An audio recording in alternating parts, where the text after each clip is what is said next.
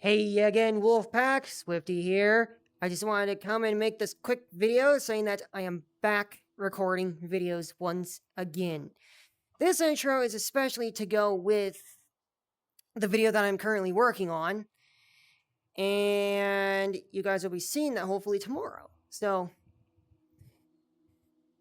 in other news, PDFC is almost here. There are 46 to 45 days left, and so many days left until then. And in other things, I will be going in depth as to why last Friday's stream didn't work out. So this is not what that video is about. It's more just about wanting to tell you guys that I'm back to record videos and to say that I have not quit YouTube or Twitch. So if you all think I've quit, I have not. I have been trying to think how I'm going to do it. Plus, we have now fully settled in to our location, which is very, very good. And yes, I am sitting down on a tractor seat. As you can see, my primary controller is here. There's a seat here. There's an actual seat here. Anyways, I was a little hesitant to do this recording just because of trauma from what happened on stream, but I'm not going to go in depth in this video. I'm going to go in depth on that in stream for a little bit, and then hopefully be able to get on to a different topic after that. So, without further ado, enjoy the video, guys. I'll see you in the next one. Peace.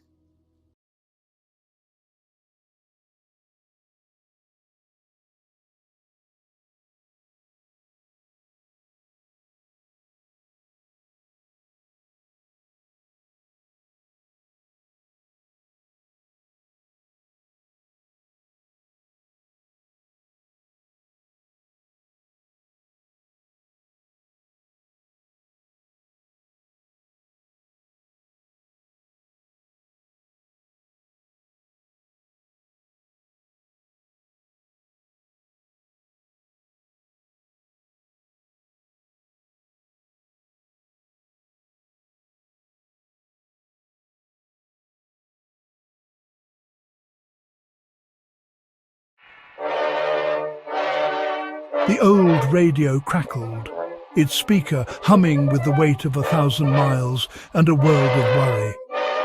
Then, through the static, a voice emerged. It was a voice like rumbling thunder, familiar and resolute, a voice that had calmed a nation through darker days than these. It was Winston Churchill. "To all who can hear me," he began, his words carrying across the airwaves to every hidden bunker and every waiting soldier. "This is a moment of grave peril. Our lines are stretched thin. Our great allies, the noble Kitsune, fight with a courage that would make lions weep. But courage alone cannot turn back the tide of steel and shadow that advances from the heart of Germany. We are pushed to the very brink." The silence that followed his opening words was heavy, filled with the unspoken fears of millions. You could almost feel the world holding its breath, listening to this old lion roar one more time. He spoke of the German army, a relentless machine of iron and fire that had ground its way across Europe for 3 long years. He did not hide the truth. He did not sugarcoat the losses or the hardships.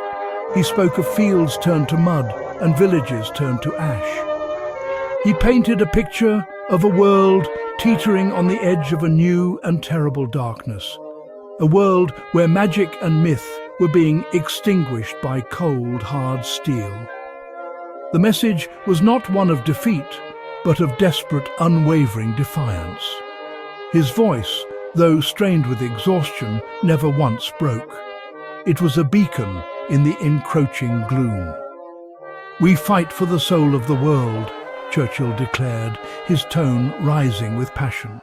"We fight for a world where wonder is not crushed under the heel of a boot, where the ancient spirits of the earth are not hunted into extinction. We fight alongside the Kitsune, whose wisdom is as old as the mountains, and whose loyalty is as true as the northern star. They have bled with us, They have mourned with us, and now we stand with them, shoulder to shoulder, facing the storm together. We will not falter. We will not fail.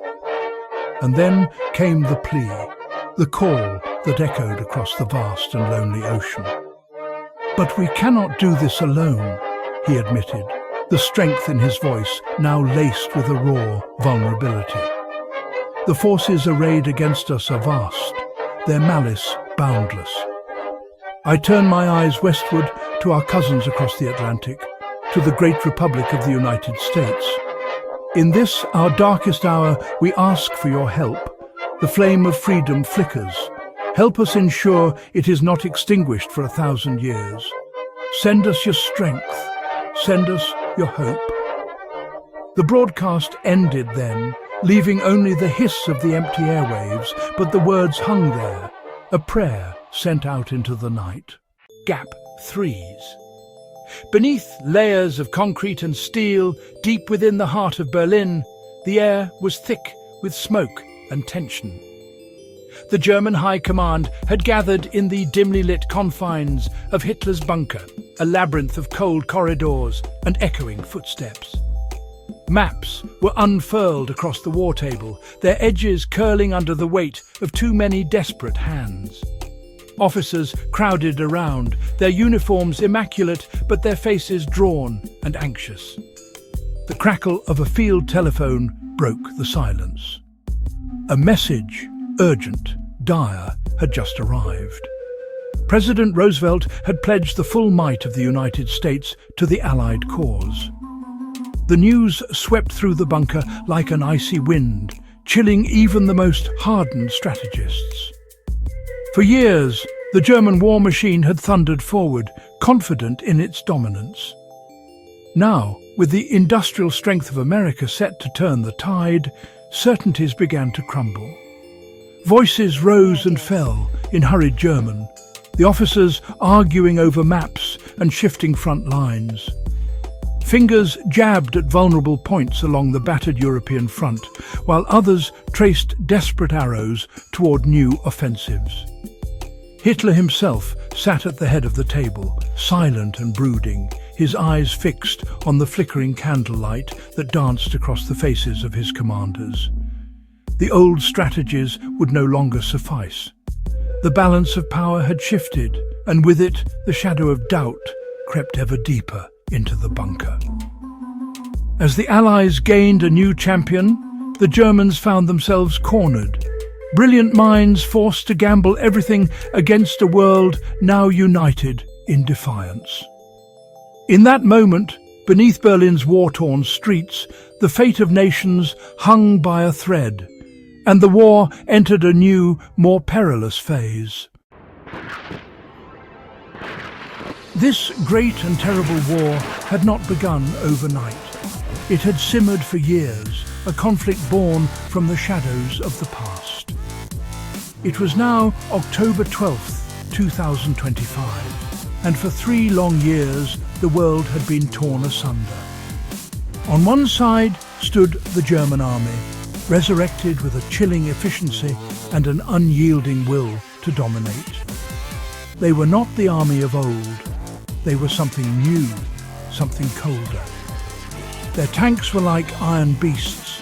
Their soldiers moved with a mechanical precision, and their ambition was to cleanse the world of all that they deemed weak, including the ancient and magical Kitsune.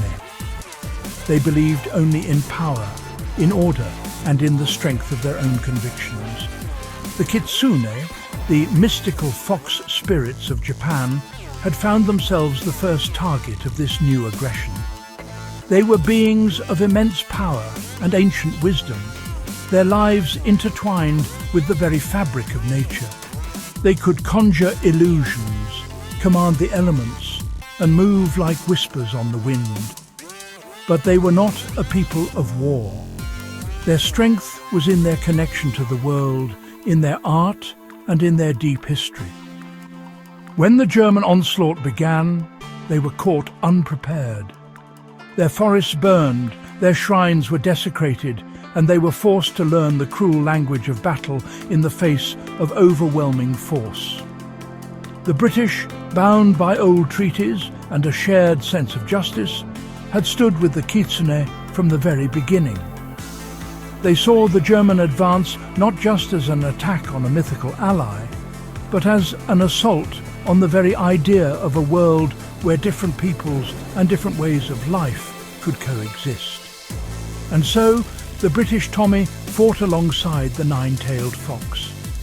It was a strange and often difficult alliance. The soldiers, with their rifles and their grit, learned to trust the shimmering illusions of their Kitsune comrades. The Kitsune, in turn, learned the grim calculus of modern warfare, of trenches and artillery, and the relentless grind of the front line.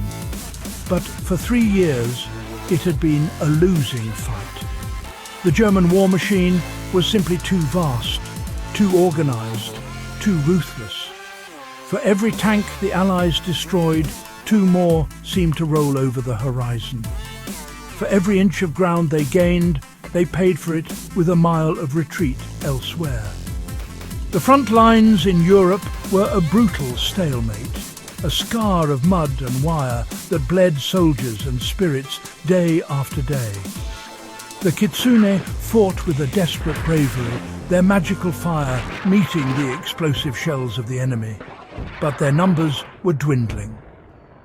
Hope was a currency that was becoming harder and harder to find in the cold autumn of 2025. Just when the shadows seemed at their longest, a new sound filled the air. It was not the roar of German bombers or the crack of artillery. It was the hum of engines from across the Atlantic. President Franklin D. Roosevelt, his nation having watched the conflict from afar, had finally made his decision. He had listened to Churchill's desperate plea, and he had looked at the reports of the brutal war against the Kitsune. He saw a world on the verge of being consumed by a monstrous tyranny, and he knew that neutrality was no longer an option. America, the sleeping giant, was awakening to the call of war. The decision was broadcast to the world, a message of solidarity that brought tears to the eyes of weary soldiers and beleaguered commanders. President Roosevelt announced that the United States would join the fight on the side of the Kitsune and the British. He spoke of a world where freedom was not negotiable, and where the persecution of any people, human or otherwise, was an affront to all. He declared that the advanced aircraft of the United States Army Air Forces would soon be soaring over the battlefields of Europe, their wings painted with the star of the Allies. The eagles were coming to hunt the wolves. This was more than just a promise of soldiers and planes. It was a promise of supplies, of food, of medicine, and of the immense industrial power of the United States. Convoys of ships, laden with the tools of war and the essentials of life, were already being prepared to brave the treacherous ocean crossing. The factories of America were turning their full might to producing the weapons and vehicles that the Allies so desperately needed. It was a lifeline, a torrent of hope flooding into the parched and exhausted Allied war effort. For the first time in a long time, it felt as if the scales might finally begin to tip. The news spread like wildfire through the trenches and the hidden encampments. A British soldier, cleaning his rifle in a muddy foxhole, looked up at the sky and allowed himself a small, rare smile. A Kitsune healer, tending to a wounded comrade in a makeshift forest infirmary, felt a surge of renewed strength. The arrival of the Americans was not just a strategic advantage, it was a profound moral victory. It meant they were no longer alone. It meant that the world had not forgotten them. It meant that their fight was a just one, recognized by the most powerful nation on earth. The roar of American engines was the sound of hope made real. Inside the secret war room, buried deep beneath the streets of London, Ambassador Zachary clenched his fists. For months, he had been the bridge between the British command and the Kitsune leadership, a task that had worn down his spirit. He had sat in this dimly lit chamber, staring at the vast map of Europe where red pins representing German forces seemed to multiply like a plague. He had listened to the endless reports of retreats, of supply shortages, and of good soldiers and brave Kitsune lost to the relentless grind. Frustration had become a constant companion, a bitter taste in his mouth that never quite went away. He had argued, pleaded, and negotiated for more support, for a grander strategy, for anything that might give them an edge. But resources were finite, and the enemy was everywhere. Zachary felt the immense weight of the alliance on his shoulders. He had come to deeply respect the Kitsune, their quiet dignity in the face of annihilation, their fierce loyalty to those who stood with them. To watch them suffer, to see their ancient culture threatened with extinction, had filled him with a quiet rage and a profound sense of helplessness. He had begun to fear that he was presiding over the end of a beautiful and wondrous world. But then, the message from Roosevelt had arrived, crackling over the secure line. As the American president's words filled the room, Zachary felt a sensation he had almost forgotten: hope. It was a fragile, flickering thing at first, like a candle flame in a gust of wind. He listened as the details of the American commitment were laid out: the squadrons of aircraft, the tons of supplies, the promise of fresh troops. The red pins on the map suddenly seemed less intimidating. The darkness in the room seemed to recede, pushed back by a brilliant, unexpected light. A slow smile spread across his face, the first genuine smile in what felt like an eternity. With this new support, everything felt possible again. Zachary looked at the map not with despair, but with a renewed sense of purpose. The frustration that had coiled in his gut began to unwind, replaced by a surge of energy. He felt the weariness of the long years of war begin to lift from his shoulders. They were no longer just holding on. They could now begin to think about pushing back. The American aid was the fulcrum they needed to shift the balance of the war. For Ambassador Zachary, and for the entire Allied command, the fight was far from over.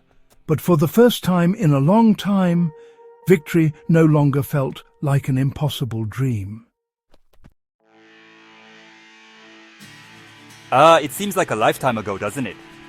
Leading the Kitsune forces wasn't about fiery youth, but rather the wisdom that comes with age and experience. His name was Yoshizoku, a veteran of a conflict long past. He had fought in the human world's Second World War, serving as a secret ally to those who had shown his people kindness. I've seen the horrors of war, the destructive power of human ambition, and the terrible cost of hatred. That experience had forged him into a leader of unparalleled wisdom and resolve. Though he was old, his 9 tails the color of freshly fallen snow. His eyes burned with the sharp, intelligent fire of a fox in its prime. I am not one to lead from the rear. I walk among my warriors, offering calm strength. I know their names, their families, and I share in their grief when one of them falls. He understood both the ancient magic of his people and the brutal tactics of modern warfare. Reading a battlefield like a scholar reads a scroll. His orders were never shouted. They were spoken with a quiet authority that commanded immediate respect and obedience. My leadership is not about grand speeches, but about reminding them of what we fight for: our homes, our families, our very right to exist.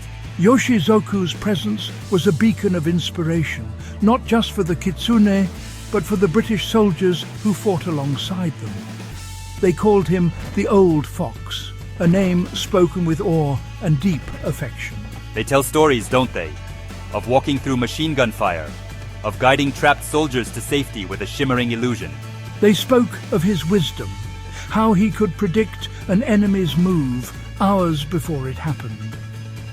In a war defined by chaos and fear, Yoshizoku was a symbol of unwavering certainty. The weight of my people's survival rests on my shoulders, yet I do not show the strain. Our magic is a light that must not be extinguished. Under his command, the Kitsune and their allies found the will to fight on, to endure the unendurable, and to never, ever give up hope. Our determination is as deep and unyielding as the roots of the oldest trees. Together we will stand strong. Yoshizoku, the old fox of the battlefield, led his forces with a spirit that inspired them all to keep fighting, no matter the odds. With the arrival of American aid, the Allied command began to shift from a defensive posture to an offensive one. The war rooms, buzzed with a new energy as strategists and commanders planned their next move. It was no longer enough to simply hold the line. It was time to strike at the heart of the enemy. Intelligence, gathered at great cost by Kitsune illusionists and human spies, began to point to a single, audacious target. The whispers grew into a credible report. Adolf Hitler, the shadowy architect of this new German war machine, was not in Berlin. He had retreated to a final secret bunker. This was not a bunker in the mountains of Bavaria or hidden beneath the streets of a fortified city. The intelligence suggested something far more insidious and much more difficult to reach.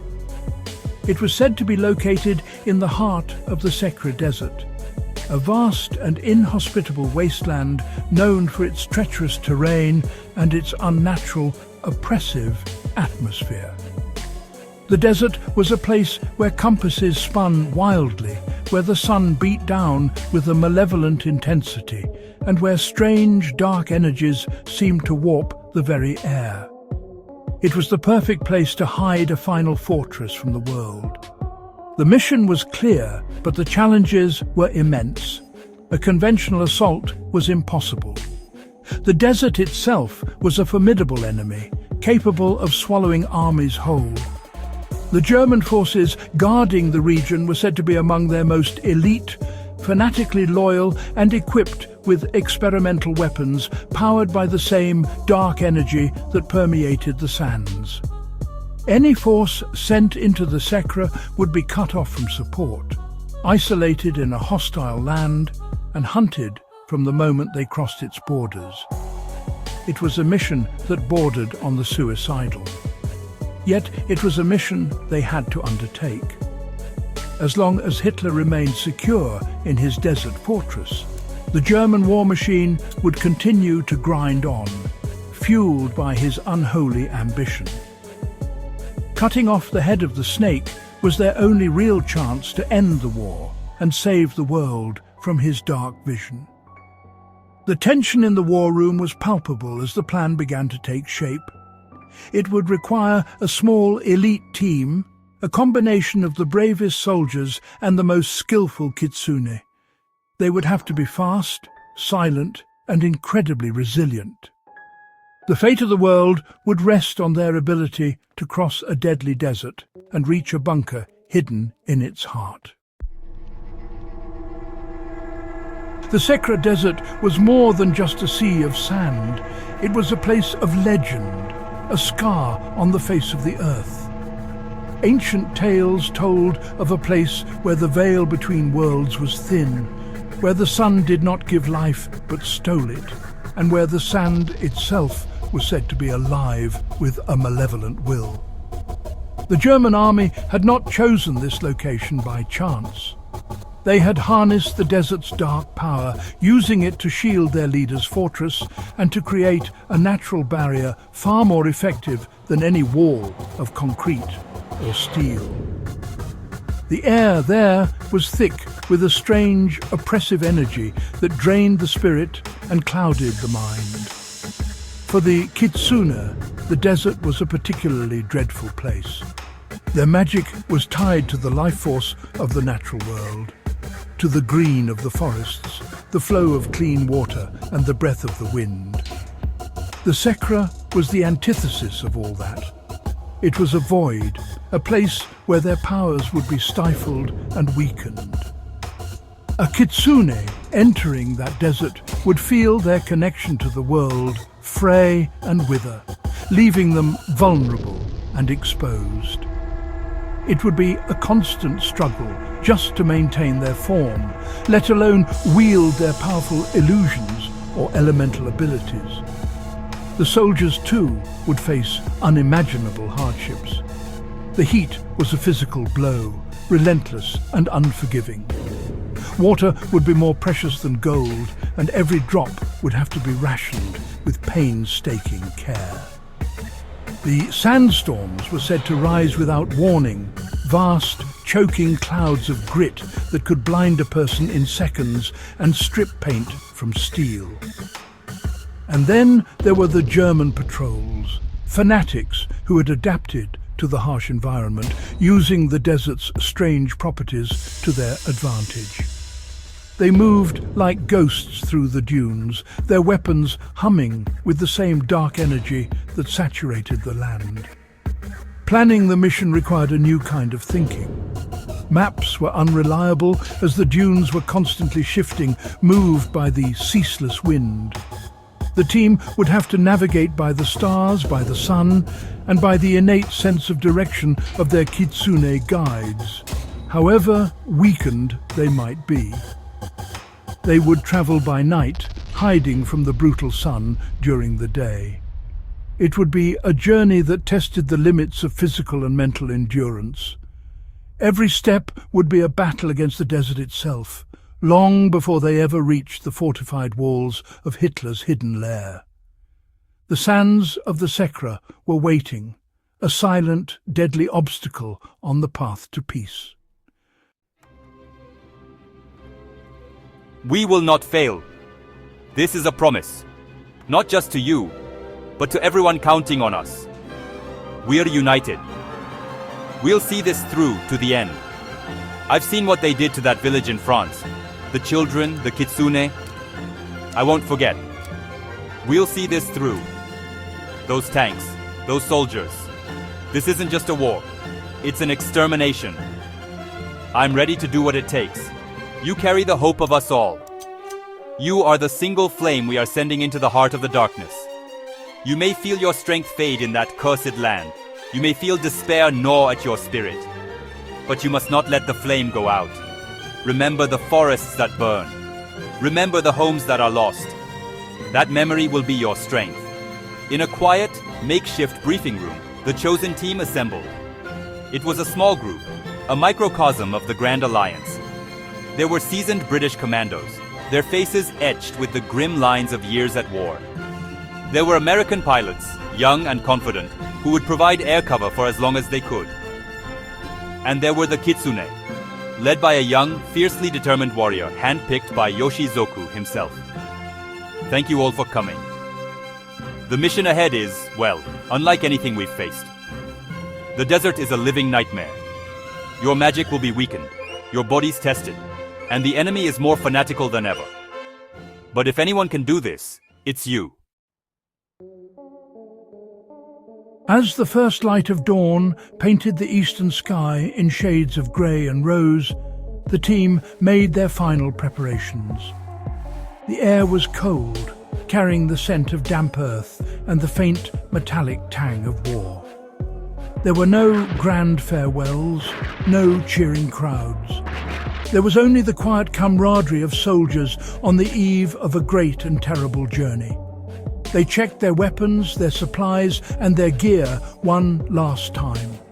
Every pouch, every strap, every bullet was accounted for. In the silence, they shared glances of mutual understanding and respect. Words were no longer necessary. Go with the courage of your ancestors and the hope of your children. The path will be hard, but you do not walk it alone. We will be with you in spirit. Find the heart of the shadow and let the light in. Kenji looked at his commander, his mentor, and bowed his head in a final gesture of loyalty. He felt the weight of her words, the immense trust she was placing in him and in the team. He would not let him down. The transport plane that would take them to the edge of the Sekra. Desert waited on a makeshift runway, its engines a low, powerful rumble in the quiet morning. The ramp was down, a dark maw waiting to swallow them. One by one, the team walked up the ramp, their silhouettes stark against the brightening sky. They were a small band against a vast and powerful enemy, a tiny flicker of defiance against an overwhelming darkness. But they were filled with a steely resolve, a shared determination that made them far stronger than they seemed. I'll be watching and waiting for your return. Good luck, truly. As the plane lifted off the ground, ascending into the morning sky, Ambassador Zachary watched from the ground until it was just a speck.